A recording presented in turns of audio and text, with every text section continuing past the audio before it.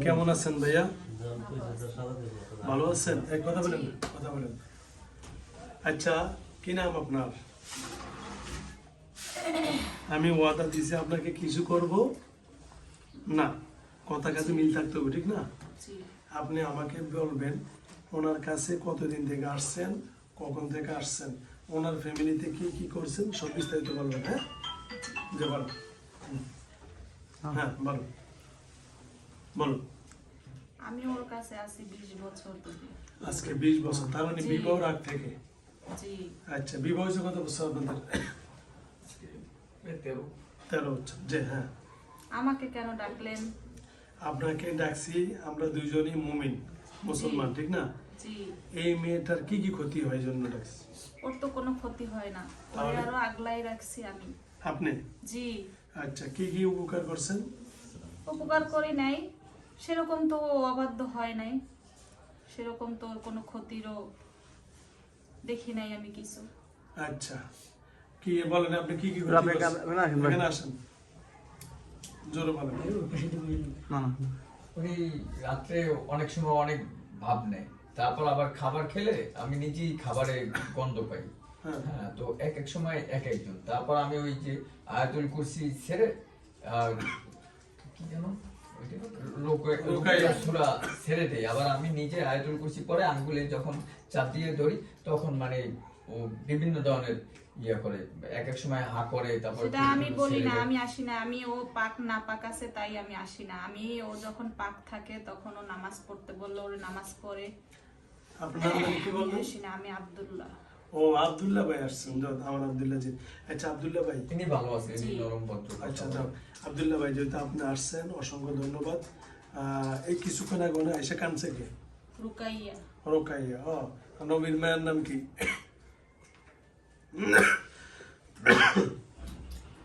আচ্ছা, যাও, তাহলে আমরা এই মেয়েটা কিভাবে সুস্থ থাকতে পারি, আমরা কি সমাধান নিতে পারি?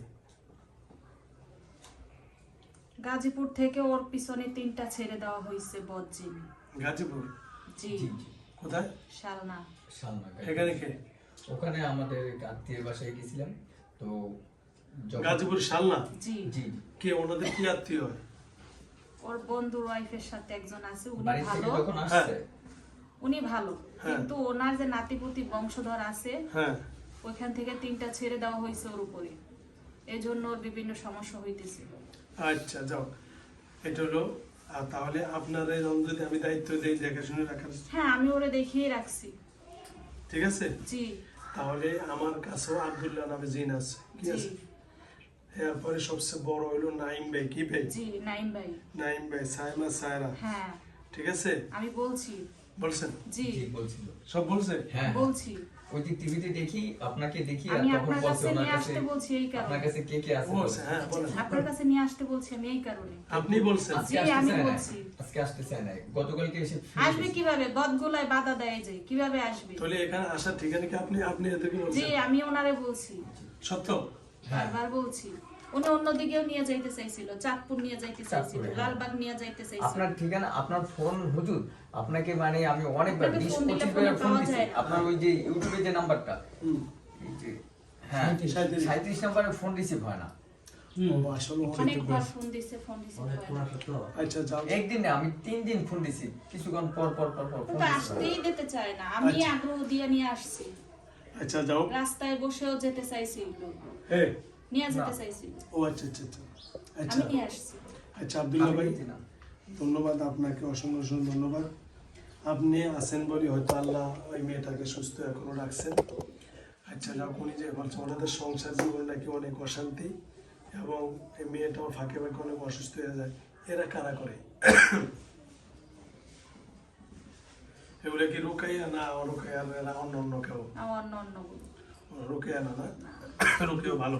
মাঝে মাঝে এইরকম এরকম ঘটে। পাও, এটা কারা করে? এটা আছে একজন, কে? আছে। বল।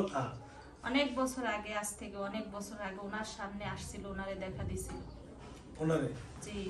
কি মেয়ের নাকি ওনার স্বামীর? না, ওনার হাজবেন্ডের। কি দেখা দিছে? একটা বয়স্ক মহিলা দেখা দিছিল। হুম। বয়স্ক মেয়েরা আরো হ্যাঁ, দেখা দেওয়ার পরে 13-14 বছর আগে।